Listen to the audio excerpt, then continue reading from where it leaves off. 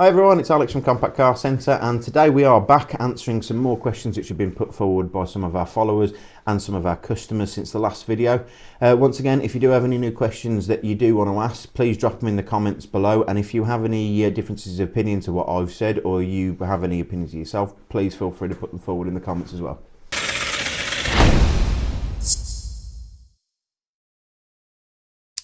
What makes a good used car versus a bad one? There are some of the obvious things. I think it's a bit difficult because you can have a really nice one owner, full service history car that's got no marks around it whatsoever, and used cars are mechanical items. It could still go wrong.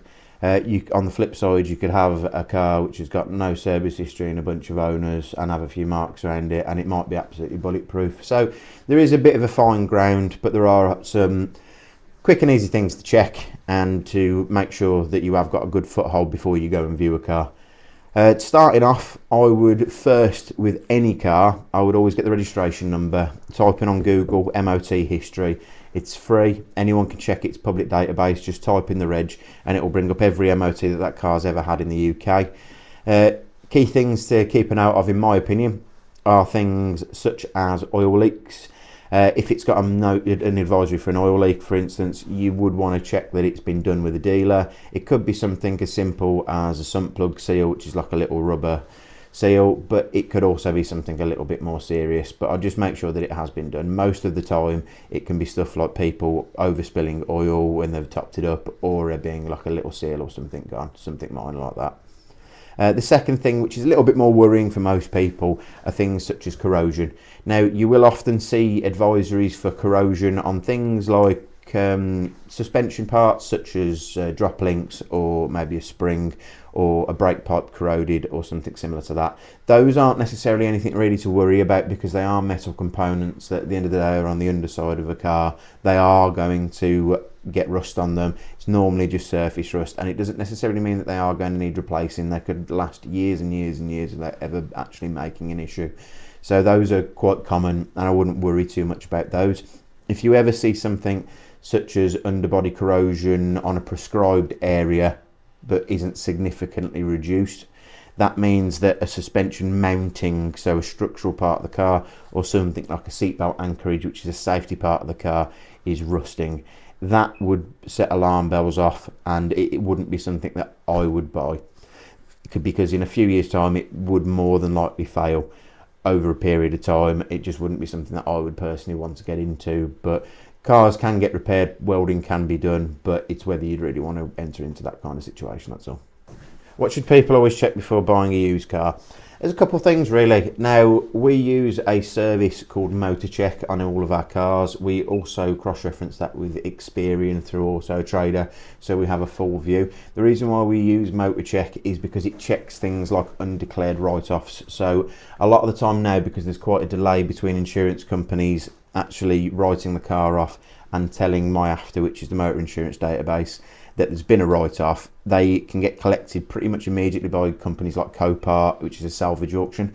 They then get sent to auction and it's sold, and often repaired and sold into the general public through traders or private people before there's actually ever a marker put on something called HPI or Experian, for it being a Cat N, Cat S, Cat B, anything like that. We use a service called Motor Check, as I mentioned. Now, that is actually coupled with all of the main salvage databases such as Copart and other companies that are out there, and it actually automatically, as soon as there is a car on there that is up for auction that's had any damage around it, whether it's damaged or not, as they do have private entries, it's immediately uploaded to Motor Check, so before it is uploaded to the MyAfter database. So a lot of the time, and we have had this a few times, a car has been through Copart, it's been written off, someone's bought it, immediately repaired it, and there's no category on it, there's no Cat N, Cat S or anything like that, but Motor Check has actually saved us and shown that it is a write-off.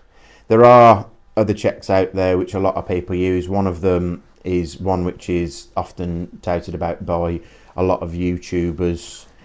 We don't particularly trust some of those, just purely because we've had a lot of the time where they've said that there's been damage around cars that's turned out not to be true. We actually had a Range Rover here, which was a family friend's car, owned from new, never had any damage on it whatsoever, and this check, which some popular YouTubers actually advertised said that it had been in a front end crash, but we knew factually that it had never been in a crash.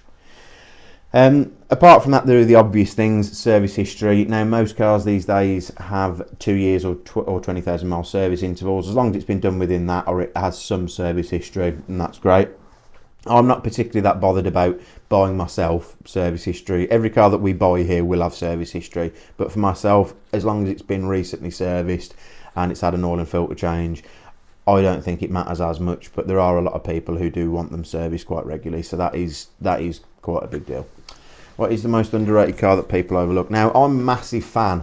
We do have a couple in stock at the minute, actually, of Fiat Panda 4x4s. I just think they are a very, very, very good example of value for money. Most of them are low mileage, low owner, full service history cars, and they're just very utilitarian, compact. You can use them anywhere, and if you do need to go off-roading, or if you've got a steep drive and you're in a snowy part of the country, they're just a very good value 4x4 that you can use in any kind of condition without having to spend the money on having something like a Range Rover. It's just very usable. What are the biggest mistakes that buyers make? As Scott the cameraman has just said, it would be buying from us, obviously, but apart from that, and all joking aside, I would generally say it is just checking the normal things such as MOT history, as I've mentioned, service history, and just running things like a HPI check and general stuff like that. I personally wouldn't buy private. I think it's way too risky, and there's although you can get some bargains, I just don't think it's worth it with all the risk that's involved, because you have no comeback. Apart from that, I think it's just not checking things like the running of the vehicles and just general things like that. There's not really much you can do to go wrong these days if you do buy from a dealer with all the protections that you do have, but there are some common mistakes that people make. Once again, thanks for watching, and if you do have any questions that you want me to answer next time, please drop them in the comments below, and don't forget to like, subscribe and share to any of your friends and family.